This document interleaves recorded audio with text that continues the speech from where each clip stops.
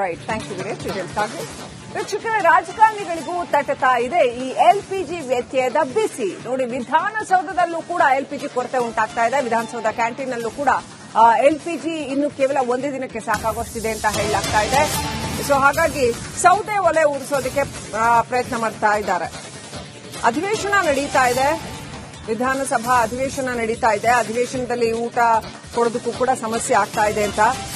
So ಹಾಗಾಗಿ ಚಪಾತಿ ರೊಟ್ಟಿ ಎಲ್ಲ ಮಾಡಕ್ ಆಗ್ತಾನೆ ಇಲ್ಲ. ಜಸ್ಟ್ ರೈಸ್ ಬಾತ್ ಅನ್ನ ಸಾಂಬಾರ್ ಕೊಡಬಹುದು ಅನ್ನೋ ಪರಿಸ್ಥಿತಿ ಬಂದಿದೆ ವಿಧಾನಸೌಧದಲ್ಲಿ ಶಾಸಕರು ಸಚಿವರುಗಳಿಗೆ.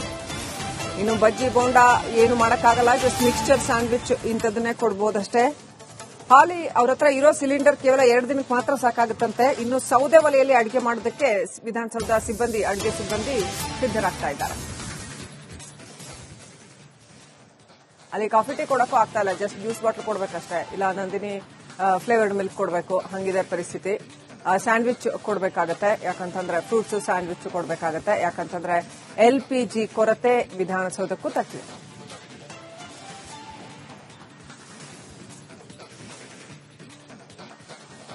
ಎರಡು ವಾರಗಳಿಂದ ಇರಾನ್ ಹಾಗೂ ಇಸ್ರೇಲ್ ನಡುವೆ ನಡೀತಾ ಇರುವಂತಹ ಯುದ್ಧದಿಂದಾಗಿ ಕಮರ್ಷಿಯಲ್ ಸಿಲಿಂಡರ್ನ ಸಪ್ಲೈ ಬಹುತೇಕ ರಾಜ್ಯಾದ್ಯಂತ ನಿಂತು ಹೋಗಿದೆ. ಅದು ಕೇವಲ ರಾಜ್ಯಕ್ಕೆ ಮಾತ್ರ ಸೀಮಿತವಾದಂತಹ ಸಮಸ್ಯೆ ಅಲ್ಲ, ಬದಲಾಗಿ ಇಡೀ ದೇಶದಲ್ಲೇ ಕಮರ್ಷಿಯಲ್ ಸಿಲಿಂಡರ್ ಸಪ್ಲೈ ಇಲ್ಲ ಅನ್ನೋದು ಗೊತ್ತಾಗಿರುವಂತದ್ದು, ಈಗಾಗಲೇ ಜಗಜ್ಜಾಹೀರ್ ಆಗಿರುವಂತದ್ದು ಕೂಡ. ಆಹಾರ ಸಚಿವರಾದಂತಹ ಮುನಿಯಪ್ಪರವರು ಮಾತನಾಡ್ತಿದ್ದಂತಹ ಸಂದರ್ಭದಲ್ಲಿ ಮೆಡಿಕಲ್ ಎಮರ್ಜೆನ್ಸಿಗೆ ಹೊರತುಪಡಿಸಿ ಇನ್ನು ಯಾವುದೇ ಕಾರಣಕ್ಕೂ ಕಮರ್ಷಿಯಲ್ ಸಿಲಿಂಡರ್ಗಳನ್ನ ಬೇರೆಡೆ ನಾವು ನೀಡೋದಿಲ್ಲ. ಹಾಸ್ಟೆಲ್ಗಳು, ಸ್ಕೂಲ್ಗಳಿಗೆ ನಾವು ಅದನ್ನ ಎಸೆನ್ಷಿಯಲ್ ಸರ್ವಿಸ್ ಅಂತ ಕನ್ಸಿಡರ್ ಮಾಡಿ ಕೊಡಬೇಕಾಗುತ್ತೆ. ಆದ್ರೆ ಹೋಟೆಲ್ಗಳು, ಕಮರ್ಷಿಯಲ್ ಎಸ್ಟಾಬ್ಲಿಷ್ಮೆಂಟ್ಗಳಿಗೆ ಸಮಸ್ಯೆ ಆಗುವಂತದ್ದು ಅವರು ಅಡ್ಜಸ್ಟ್ ಮಾಡ್ಕೊಳ್ಬೇಕು ಅಂತ ಸೂಚನೆಯನ್ನು ಕೂಡ ಕೊಟ್ಟಿದ್ದಾರೆ. ಈಗ ಇದರ ನೇರ ಪರಿಣಾಮವನ್ನ ಖುದ್ದು ಅಸೆಂಬ್ಲಿಯಲ್ಲಿರುವಂತಹ, ಪರಿಷತ್ನಲ್ಲಿ ಇರುವಂತಹ ಜನನಾಯಕರಿಗೂ ಕೂಡ ತಟ್ಟುತ್ತೆ. ಯಾಕಂದ್ರೆ ವಿಧಾನಸೌಧದಲ್ಲಿ ಈ ಸದ್ಯದ ಮಟ್ಟಿಗೆ ಅಧಿವೇಶನ ನಡೀತಾ ಇರುವಂತದ್ದು, ಪರಿಷತ್ ನಡೀತಾ ಇರುವಂತದ್ದು, ಇದರ ಜೊತೆಗೆ 224 ಜನ ಎಂಎಲ್ಎಗಳಿರ್ಬೋದು, ಪರಿಷತ್ನ ಸದಸ್ಯರಿರ್ಬೋದು, ಇವರಿಗೆ ಸ್ಪೀಕರ್ ಅವರ ಆದೇಶದಂತೆ ಊಟದ ವ್ಯವಸ್ಥೆಯನ್ನ ಕಲ್ಪಿಸಲಾಗ್ತಿತ್ತು. ಅಂದ್ರೆ ಅಸೆಂಬ್ಲಿಯಲ್ಲಿ ನಡೆಯುತ್ತೆ, ಅಲ್ಲಿ ಊಟದ ವ್ಯವಸ್ಥೆ ಇರುವಂತದ್ದು ವಾಡಿಕೆಯಾಗಿದೆ. ಆದ್ರೆ ಇದೇ ಮೊದಲನೇ ಬಾರಿಗೆ ಊಟದ ವ್ಯವಸ್ಥೆಗೂ ಕೂಡ ಸಮಸ್ಯೆ ಆಗುವಂತ ಅಷ್ಟು ಮುನ್ಸೂಚನೆ ಕಂಡು ಬರ್ತಿರುವಂತದ್ದು. ಕಾರಣ ಏನು ಅಂತ ನೋಡಿದ್ರೆ, ಹೋಟೆಲ್ಗಳಿಂದ ಈ ವಿಧಾನಸೌಧಕ್ಕೆ ಸಪ್ಲೈ ಆಗಬೇಕಿದ್ದಂತ ಆಹಾರ ಏನಿದೆ ಅದರಲ್ಲೂ ಕೂಡ ಈಗ ಒಂದಿಷ್ಟು ಕತ್ತರಿ ಬೀಳುವಂತ ನಿರೀಕ್ಷೆಯನ್ನ ನಾವು ಇಟ್ಕೊಂಡಿರುವಂತದ್ದು. ಕಾರಣ ಏನಂದ್ರೆ, ಸುಮಾರು 4 ರಿಂದ 5 ಹೋಟೆಲ್ಗಳಿಂದ ತರಿಸಲಾಗ್ತಿದ್ದಂತ ಐಟಂಗಳೇನಿದೆ ಅವುಗಳನ್ನ ಸಿದ್ಧಪಡಿಸೋದಕ್ಕೂ ಕೂಡ ಈ ಸದ್ಯದ ಮಟ್ಟಿಗೆ ಗ್ಯಾಸ್ ಇಲ್ಲ ಅನ್ನೋದನ್ನು ನಾವು ಖಾತ್ರಿ ಪಡಿಸಿಕೊಂಡಿದ್ದೇವೆ. ಇದ್ರ ಜೊತೆಗೆ ಸೌದೆ ಒಲೆಯಲ್ಲಿ ಈಗಾಗಲೇ ಅಡುಗೆಯನ್ನ ಮಾಡೋದಕ್ಕೆ ಆರಂಭಿಸಿರುವಂತದ್ದು ಕೂಡ ಒಂದು ಅಂಶ ಆಗಿರುವಂತದ್ದು. 2 ರೀತಿಯ ಬದಲಾವಣೆಗಳನ್ನ ಸ್ಪೀಕರ್ ಅವರ ಕಚೇರಿಯಿಂದ ಮಾಡುವಂತ ಸಾಧ್ಯತೆ ಕೂಡ ಇದೆ.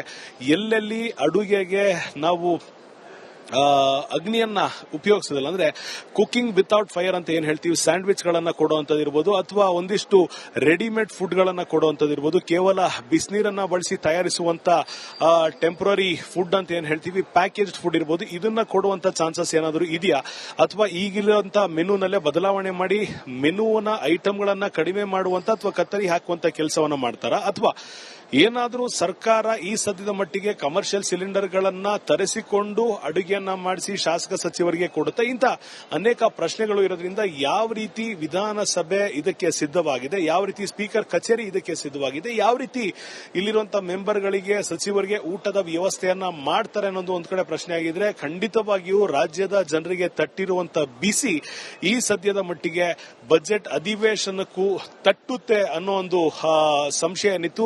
ಖಂಡಿತವಾಗಿಯೂ ಆ ಸಂಶಯ ಸತ್ಯ ಆಗುತ್ತೆ. ಯಾಕಂದ್ರೆ ಈ ಸದ್ಯ ಮಟ್ಟಿಗೆ ಬಂದಿರೋ ಮಾಹಿತಿಯ ಪ್ರಕಾರ ಕೇವಲ 3 ದಿನಕ್ಕಾಗುವಷ್ಟು ಸಿಲಿಂಡರ್ ಮಾತ್ರ ಈ ಒಂದು ವಿಧಾನಸಭೆಯ ಅಧಿವೇಶನಕ್ಕೆ ಊಟವನ್ನು ಸಪ್ಲೈ ಮಾಡುವಂತ ಹೋಟೆಲ್ಗಳ ಹತ್ರ ಉಳ್ಕೊಂಡಿರುವಂತದ್ದು. ಒಂದು ವೇಳೆ ಅದು ಖಾಲಿ ಆಯ್ತು ಅಂದ್ರೆ ಸೌದೆಯಿಂದ ಎಷ್ಟರ ಮಟ್ಟಿಗೆ ಮಾಡ್ಲಿಕ್ಕಾಗತ್ತೆ, ಎಷ್ಟು ವೇಗವಾಗಿ ಮಾಡ್ಲಿಕ್ಕಾಗತ್ತೆ, ಅದನ್ನು ಕೂಡ ಹೊರತುಪಡಿಸಿ ಯಾವ ರೀತಿ ಇದನ್ನ ಮಿನಿಮೈಸ್ ಮಾಡಬೇಕು ಅಂತ ಆಹಾರ ಸಚಿವರಾದಂತಹ ಮುನಿಯಪ್ಪ ಅವರು ಕರೆ ಕೊಟ್ಟಿದ್ರು. ಇಲ್ಲೂ ಕೂಡ ಮೆನುವನ್ನ ಮಿನಿಮೈಸ್ ಮಾಡಿ ಮುಂದುವರಿಸ್ತಾರ, ಅಥವಾ ಇಲ್ಲೂ ಕೂಡ ಮಾಮೂಲಿಯಾಗಿ ಮುಂದುವರಿಸಿ ರಾಜ್ಯಕ್ಕೊಂದು ಮಾದರಿ, ಶಾಸಕ ಸಚಿವರಿಗೊಂದು ಮಾದರಿಯನ್ನು ಮುಂದುವರಿಸ್ತಾರ ಅನ್ನೋದು ಪ್ರಶ್ನೆ ಕಾದು ನೋಡಬೇಕಾಗಿದೆ. ಕ್ಯಾಮರಾ ಪರ್ಸನ್ ಮಂಜುನಾಥ್ ಜೊತೆ ಅಭಿಷೇಕ್, ವಿವಿ Republic Kannada, Bengaluru. Right, thank you Veeresh. ಡೀಟೇಲ್ಸ್ಗಾಗಿ ವೀಕ್ಷಕರೇ, ರಾಜಕಾರಣಿಗಳಿಗೂ ತಟ್ಟತಾ ಇದೆ ಈ ಎಲ್ಪಿಜಿ ವ್ಯತ್ಯಯದ ಬಿಸಿ. ನೋಡಿ, ವಿಧಾನಸೌಧದಲ್ಲೂ ಕೂಡ ಎಲ್ಪಿಜಿ ಕೊರತೆ ಉಂಟಾಗ್ತಾ ಇದೆ. ವಿಧಾನಸೌಧ ಕ್ಯಾಂಟೀನ್ನಲ್ಲೂ ಕೂಡ ಎಲ್ಪಿಜಿ ಇನ್ನು ಕೇವಲ ಒಂದೇ ದಿನಕ್ಕೆ ಸಾಕಾಗುವಷ್ಟಿದೆ ಅಂತ ಹೇಳಲಾಗ್ತಾ ಇದೆ.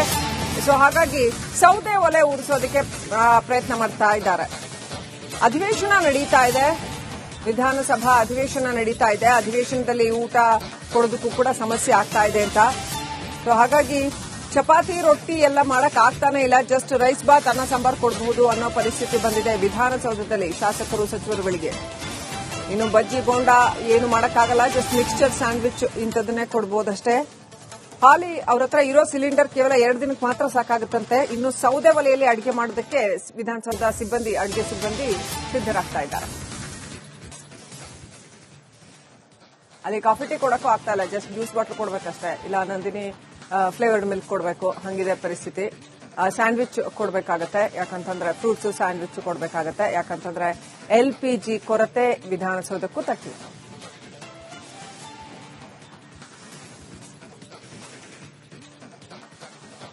ಎರಡು ವಾರಗಳಿಂದ ಇರಾನ್ ಹಾಗೂ ಇಸ್ರೇಲ್ ನಡುವೆ ನಡೀತಾ ಇರುವಂತಹ ಯುದ್ಧದಿಂದಾಗಿ ಕಮರ್ಷಿಯಲ್ ಸಿಲಿಂಡರ್ನ ಸಪ್ಲೈ ಬಹುತೇಕ ರಾಜ್ಯಾದ್ಯಂತ ನಿಂತು ಹೋಗಿದೆ. ಅದು ಕೇವಲ ರಾಜ್ಯಕ್ಕೆ ಮಾತ್ರ ಸೀಮಿತವಾದಂತಹ ಸಮಸ್ಯೆ ಅಲ್ಲ, ಬದಲಾಗಿ ಇಡೀ ದೇಶದಲ್ಲೇ ಕಮರ್ಷಿಯಲ್ ಸಿಲಿಂಡರ್ ಸಪ್ಲೈ ಇಲ್ಲ ಅನ್ನೋದು ಗೊತ್ತಾಗಿರುವಂತದ್ದು, ಈಗಾಗಲೇ ಜಗಜ್ಜಾಹೀರ್ ಆಗಿರುವಂತದ್ದು ಕೂಡ. ಆಹಾರ ಸಚಿವರಾದಂತಹ ಮುನಿಯಪ್ಪರವರು ಮಾತನಾಡ್ತಿದ್ದಂತಹ ಸಂದರ್ಭದಲ್ಲಿ ಮೆಡಿಕಲ್ ಎಮರ್ಜೆನ್ಸಿಗೆ ಹೊರತುಪಡಿಸಿ ಇನ್ನು ಯಾವುದೇ ಕಾರಣಕ್ಕೂ ಕಮರ್ಷಿಯಲ್ ಸಿಲಿಂಡರ್ಗಳನ್ನ ಬೇರೆಡೆ ನಾವು ನೀಡೋದಿಲ್ಲ.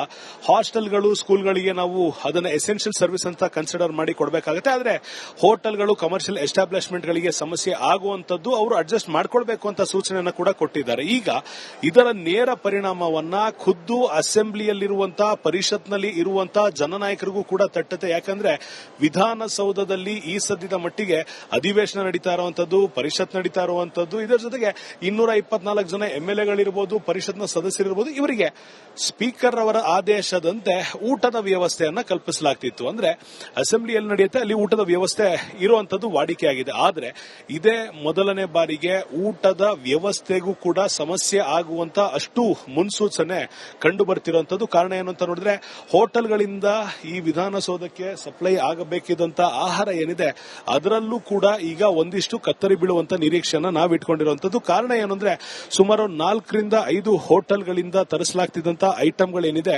ಅವುಗಳನ್ನ ಸಿದ್ಧಪಡಿಸೋದಕ್ಕೂ ಕೂಡ ಈ ಸದ್ಯದ ಮಟ್ಟಿಗೆ ಗ್ಯಾಸ್ ಇಲ್ಲ ಅನ್ನೋದನ್ನು ನಾವು ಖಾತ್ರಿ ಪಡಿಸಿಕೊಂಡಿದ್ದೇವೆ. ಇದ್ರ ಜೊತೆಗೆ ಸೌದೆ ಒಲೆಯಲ್ಲಿ ಈಗಾಗಲೇ ಅಡುಗೆಯನ್ನ ಮಾಡೋದಕ್ಕೆ ಆರಂಭಿಸಿರುವಂತದ್ದು ಕೂಡ ಒಂದು ಅಂಶ ಆಗಿರುವಂತದ್ದು. 2 ರೀತಿಯ ಬದಲಾವಣೆಗಳನ್ನ ಸ್ಪೀಕರ್ ಅವರ ಕಚೇರಿಯಿಂದ ಮಾಡುವಂತ ಸಾಧ್ಯತೆ ಕೂಡ ಇದೆ. ಎಲ್ಲೆಲ್ಲಿ ಅಡುಗೆಗೆ ನಾವು ಅಗ್ನಿಯನ್ನ ಉಪಯೋಗಿಸೋದಿಲ್ಲ, ಅಂದ್ರೆ ಕುಕಿಂಗ್ ವಿತೌಟ್ ಫೈರ್ ಅಂತ ಏನ್ ಹೇಳ್ತೀವಿ, ಸ್ಯಾಂಡ್ವಿಚ್ ಗಳನ್ನ ಕೊಡುವಂತದಿರ್ಬೋದು, ಅಥವಾ ಒಂದಿಷ್ಟು ರೆಡಿಮೇಡ್ ಫುಡ್ ಗಳನ್ನ ಕೊಡುವಂತದಿರ್ಬೋದು, ಕೇವಲ ಬಿಸಿನೀರನ್ನ ಬಳಸಿ ತಯಾರಿಸುವಂತ ಟೆಂಪರರಿ ಫುಡ್ ಅಂತ ಏನ್ ಹೇಳ್ತೀವಿ, ಪ್ಯಾಕೇಜ್ಡ್ ಫುಡ್ ಇರ್ಬೋದು, ಇದನ್ನ ಕೊಡುವಂತ ಚಾನ್ಸಸ್ ಏನಾದರೂ ಇದೆಯಾ, ಅಥವಾ ಈಗಿರುವಂತ ಮೆನುನಲ್ಲೇ ಬದಲಾವಣೆ ಮಾಡಿ ಮೆನುವನ್ನ ಐಟಮ್ಗಳನ್ನ ಕಡಿಮೆ ಮಾಡುವಂತ ಅಥವಾ ಕತ್ತರಿ ಹಾಕುವಂತ ಕೆಲಸವನ್ನ ಮಾಡ್ತಾರಾ, ಅಥವಾ ಏನಾದರೂ ಸರ್ಕಾರ ಈ ಸದ್ಯದ ಮಟ್ಟಿಗೆ ಕಮರ್ಷಿಯಲ್ ಸಿಲಿಂಡರ್ಗಳನ್ನ ತರಿಸಿಕೊಂಡು ಅಡುಗೆಯನ್ನ ಮಾಡಿಸಿ ಶಾಸಕ ಸಚಿವರಿಗೆ ಕೊಡುತ್ತೆ? ಇಂಥ ಅನೇಕ ಪ್ರಶ್ನೆಗಳು ಇರೋದ್ರಿಂದ ಯಾವ ರೀತಿ ವಿಧಾನಸಭೆ ಇದಕ್ಕೆ ಸಿದ್ಧವಾಗಿದೆ, ಯಾವ ರೀತಿ ಸ್ಪೀಕರ್ ಕಚೇರಿ ಇದಕ್ಕೆ ಸಿದ್ಧವಾಗಿದೆ, ಯಾವ ರೀತಿ ಇಲ್ಲಿರುವಂತಹ ಮೆಂಬರ್ಗಳಿಗೆ, ಸಚಿವರಿಗೆ ಊಟದ ವ್ಯವಸ್ಥೆಯನ್ನ ಮಾಡ್ತಾರೆ ಅನ್ನೋದು ಒಂದ್ ಕಡೆ ಪ್ರಶ್ನೆ ಆಗಿದ್ರೆ, ಖಂಡಿತವಾಗಿಯೂ ರಾಜ್ಯದ ಜನರಿಗೆ ತಟ್ಟಿರುವಂತಹ ಬಿಸಿ ಈ ಸದ್ಯದ ಮಟ್ಟಿಗೆ ಬಜೆಟ್ ಅಧಿವೇಶನಕ್ಕೂ ತಟ್ಟುತ್ತೆ ಅನ್ನೋ ಒಂದು ಸಂಶಯ ಏನಿತ್ತು. ಖಂಡಿತವಾಗಿಯೂ ಆ ಸಂಶಯ ಸತ್ಯ ಆಗುತ್ತೆ. ಯಾಕಂದ್ರೆ ಈ ಸದ್ಯ ಮಟ್ಟಿಗೆ ಬಂದಿರೋ ಮಾಹಿತಿಯ ಪ್ರಕಾರ ಕೇವಲ 3 ದಿನಕ್ಕಾಗುವಷ್ಟು ಸಿಲಿಂಡರ್ ಮಾತ್ರ ಈ ಒಂದು ವಿಧಾನಸಭೆಯ ಅಧಿವೇಶನಕ್ಕೆ ಊಟವನ್ನು ಸಪ್ಲೈ ಮಾಡುವಂತ ಹೋಟೆಲ್ಗಳ ಹತ್ರ ಉಳ್ಕೊಂಡಿರುವಂತದ್ದು. ಒಂದು ವೇಳೆ ಅದು ಖಾಲಿ ಆಯ್ತು ಅಂದ್ರೆ ಸೌದೆಯಿಂದ ಎಷ್ಟರ ಮಟ್ಟಿಗೆ ಮಾಡ್ಲಿಕ್ಕಾಗತ್ತೆ, ಎಷ್ಟು ವೇಗವಾಗಿ ಮಾಡ್ಲಿಕ್ಕಾಗತ್ತೆ, ಅದನ್ನು ಕೂಡ ಹೊರತುಪಡಿಸಿ ಯಾವ ರೀತಿ ಇದನ್ನ ಮಿನಿಮೈಸ್ ಮಾಡಬೇಕು ಅಂತ ಆಹಾರ ಸಚಿವರಾದಂತಹ ಮುನಿಯಪ್ಪ ಅವರು ಕರೆ ಕೊಟ್ಟಿದ್ರು. ಇಲ್ಲೂ ಕೂಡ ಮೆನುವನ್ನ ಮಿನಿಮೈಸ್ ಮಾಡಿ ಮುಂದುವರಿಸ್ತಾರ, ಅಥವಾ ಇಲ್ಲೂ ಕೂಡ ಮಾಮೂಲಿಯಾಗಿ ಮುಂದುವರಿಸಿ ರಾಜ್ಯಕ್ಕೊಂದು ಮಾದರಿ, ಶಾಸಕ ಸಚಿವರಿಗೊಂದು ಮಾದರಿಯನ್ನು ಮುಂದುವರಿಸ್ತಾರ ಅನ್ನೋದು ಪ್ರಶ್ನೆ ಕಾದು ನೋಡಬೇಕಾಗಿದೆ. ಕ್ಯಾಮರಾ ಪರ್ಸನ್ ಮಂಜುನಾಥ್ ಜೊತೆ ಅಭಿಷೇಕ್, ವಿವಿ ರಿಪಬ್ಲಿಕ್ ಕನ್ನಡ, ಬೆಂಗಳೂರು.